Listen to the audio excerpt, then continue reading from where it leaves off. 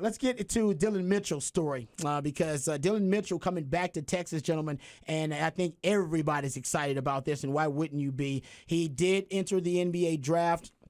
Or at least submit his name, I should say, for the NBA draft, and went through the pre-draft process as well, combine workouts, and there were a lot of people, including most of us, I thought, that pretty much thought it was a done deal, and that he was going to go to the NBA or maybe get drafted in the second round, and he had made his mind up. That was not the case because Dillon Mitchell is returning to the University of Texas, and I think that basketball fans are more than thrilled. I mean, this is going to be a huge piece that they're bringing back, and you're talking about a guy that's got a ton of upside.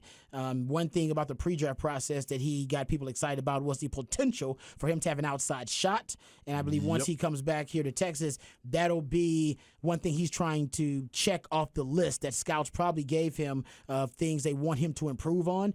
And with Coach Terry, I'm sure that that's going to be a part of their overall identity offensively, is Dillon Mitchell being someone who can be a threat as an outside shooter. He didn't shoot not one 3-point attempt. Not one 3-point attempt in the entire 2022 season. Even got this stat from Horns 24/7 that you go look at it, is he was 69 of 87 on what they call close twos, or that within 10 feet of the basket. So that's where he did most of his damage.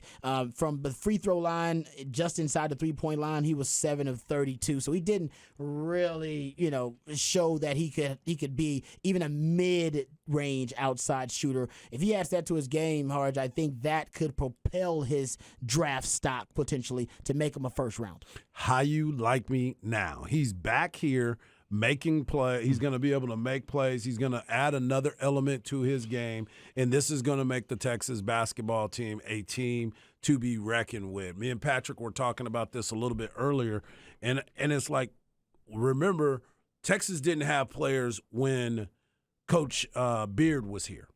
There was only 2 players that were on the roster when he first got here, and then he created this roster. Everybody thought when Rodney Terry took over the position that, oh my gosh, look at this, all these players are leaving. Oh Lord, they're gone. We ain't gonna be able to do anything. Now all of a sudden he's got a full squad, and it seems to be even better with experience than what it was before. I know everybody's upset about Ron Holland. He didn't go to a different school. He went to the G League.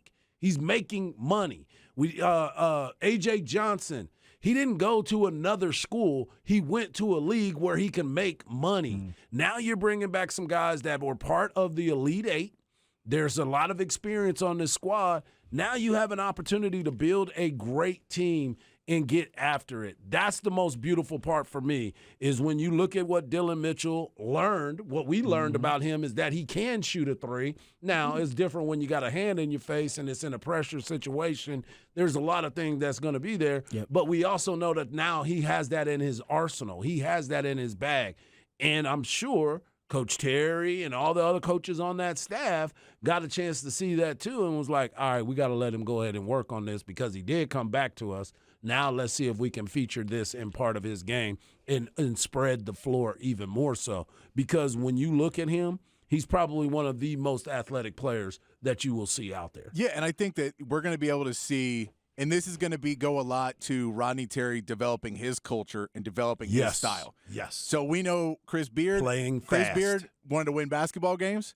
He was not necessarily developing you for the next level. Now, he was going to try and help you become a better player. Absolutely. He was going to help your defense. He was not stopping your progression, but he was not going, I'm putting you in a style of offense that is going to get you drafted necessarily, because I want you to play way more defense.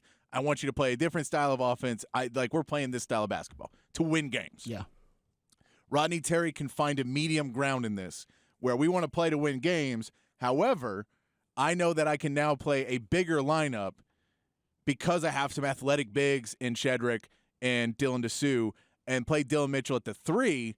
And if I play him at the 3 instead of the 4, where he played a lot of last year, it opens up Dillon Mitchell to fall into where he finds a much better chance to get drafted at a higher position.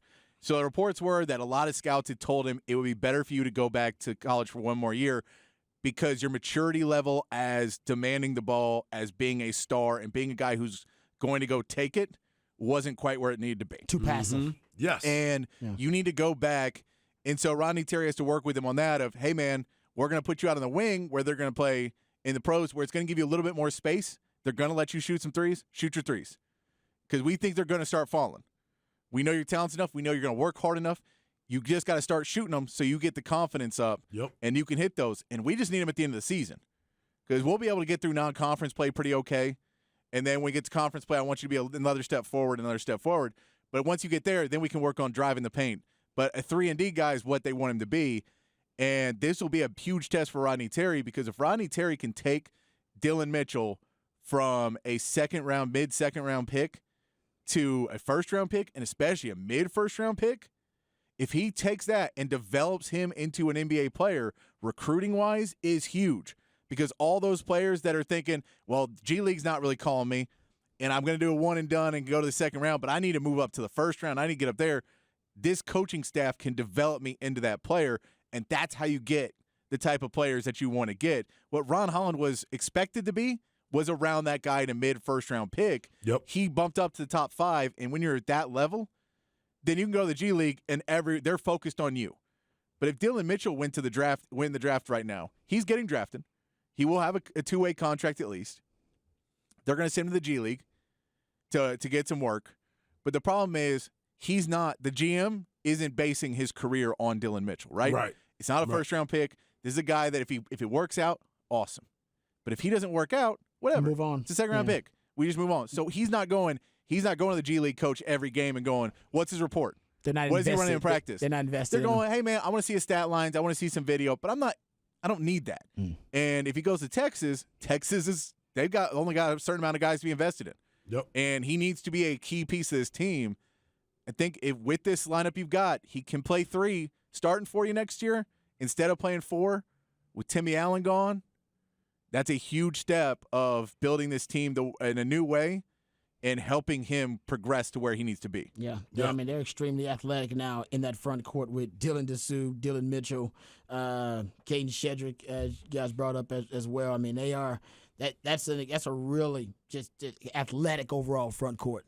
So your rim protection, your defense, your rebounding should be on point. What else does this roster need now, guys? Another wing? What do you need now? I think they're good. I mean, they can go out and now they can get some complimentary piece. There's a guy from, I think, Creighton, Kaluma, who pulled himself out of the draft. He said that he was going to be in the transfer portal. So if you can grab a guy like that, I'm all in for that. And he's an interesting guy because he's 6'7", kind of a wing player, but way more offensive. He's an offensive player, not like his defense is where he's lacking.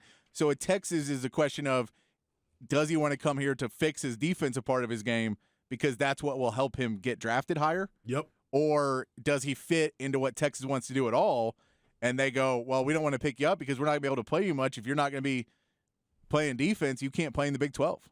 Yeah. Yeah, I think, right now, like I said, they don't have a ton of needs. They did address a lot in a short amount of time. As you pointed out, Harsh, the roster really came together. I mean, quick. And everybody was like, oh, my God, he's terrible. Get him out of here. He can't keep players. They're doing all this. And it's like, we're not winning championships right now. You're not trying. You still have a lot of time to build your roster. And he built his roster up, and now look.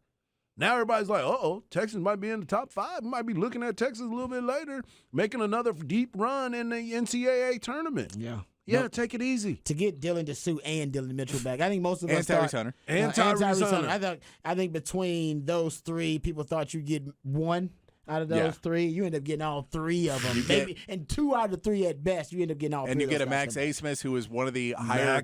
So he wasn't a guy like Caleb Love or Hunter Dickinson coming from a big program. But 2 coaches and on scouting list, he was a top transfer target. He was one of the top. Yeah, he's a top 3, top 5 transfer target. So you bring that in as well. You add a piece in Shedrick. You get the guy from UT Arlington. You get the guy from UTEP.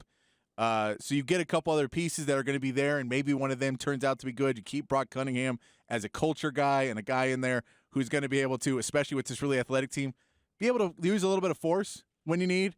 When you're playing against because guys like, and I know we're not playing against him, but like Zach Edey came back for Purdue. There's a lot of guys like that in the Big 12 that you're going to have to bump with, and Brock Cunningham is going to be real good when you need someone to bump with him.